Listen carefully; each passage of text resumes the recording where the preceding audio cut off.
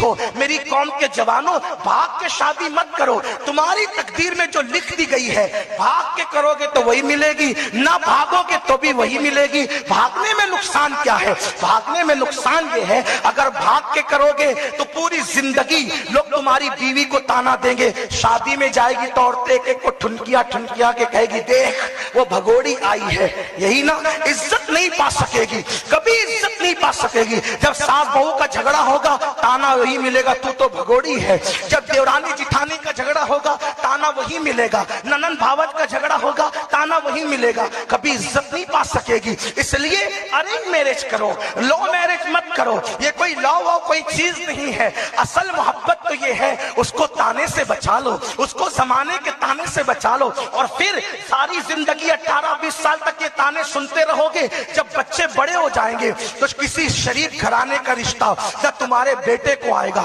نہ تمہاری بیٹی کو آئے گا۔ بتائے لوگ کیا کہیں گے؟ ارے اس کے ماں باپ نے تو بھاگ کے شادی کی تھی، ماں باپ ایسے تھے تو بیٹی کیسی ہوگی، ماں باپ ایسے تھے تو بیٹا کیسا ہوگا؟ شریف رشتے نہیں آئیں گے۔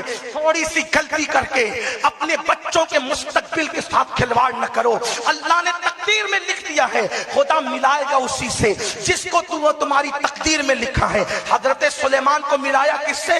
جناب بڑے بڑے کاروباری لوگ روڈ پر آ گئے، کہتے کسی نے کچھ کر دیا، میں نے کہا کسی نے کچھ نہیں کیا، تیرے زنا اور تیری بدکاریوں نے کیا۔ سارا دنیا کا نظام جادوگروں کے ہاتھ میں ہو گیا، سب جادوگر لوگ ہی کر لیں گے، انہی کی چلے گی، شیطانی طاقت ہی چلے گی۔ قرآن کہتا ہے تمہاری الٹی گنتی کا سبب، تمہاری مصیبتوں کا سبب، وما اصابکم من مصیبت فبما کسبت ایدیکم، کہ تم پر جو بھی مصیبت آتی ہے تمہارے عمل کی وجہ سے۔ رہی بات جادو کی، چٹکیوں میں جادو کٹتا ہے، ہم سے بڑا بھی کسی کے پاس علاج ہے جادو کا؟ میرے نبی نے فرمایا سورہ فلق اور سورہ ناس 7 مرتبہ پڑھ کے دم کر لو، اگر ایمان مضبوط ہے جادو کٹ، وہاں 1 سیکنڈ کٹ۔ جادو کیا چیز ہے؟ مکڑی کے جالے سے بھی زیادہ کمزور چیز کو جادو کہتے ہیں۔ آپ کیا ڈرے ہوئے جادو سے؟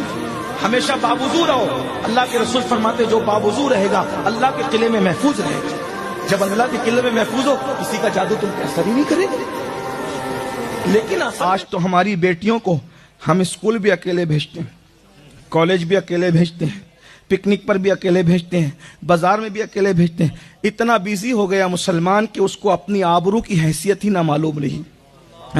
بچیوں کو اکیلے بھیجے، بچیاں بھاگ رہی ہیں، افیئر کے معاملات ہو رہے ہیں۔ یاد رکھنا اگر اسکول پڑھانے کا شوق ہے تو اسکول کے زینے تک خود پہنچاؤ اور اسکول کے زینے سے خود اٹھا کر کے لاؤ۔ اتنی احتیاط کر سکتے ہو تو پڑھاؤ، ورنہ ایسی تعلیم کو آگ لگے جو آبرو کا سودا کر کے ملے، کیونکہ مومن کی آبرو کعبۃ اللہ کی آبرو سے بڑھا دی گئی ہے۔ میرے آقا علیہ السلام نے فرمایا اے کعبے تیری حرمت سے زیادہ مومن کی حرمت ہے۔ اس لیے ہم لوگ کہیں جاتے ہیں تو لوگ پھول برساتے ہیں، غریب نواز پہ کون پھول برسانے والا تھا؟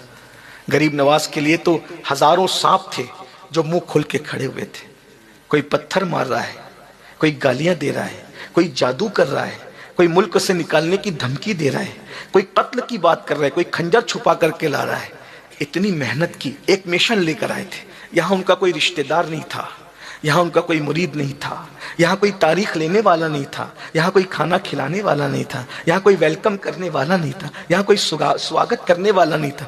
بس رسول اللہ کی زبان سے نکلا معین الدین تم کو ہندوستان جانا ہے، کفرستان میں ایمان کا جھنڈا گاڑنا ہے۔ اس سے پہلے کبھی اجمیر شریف کا نام بھی نہیں سنا تھا، حضور نے اجمیر شریف کا نام بتایا تمہیں اجمیر جانا ہے۔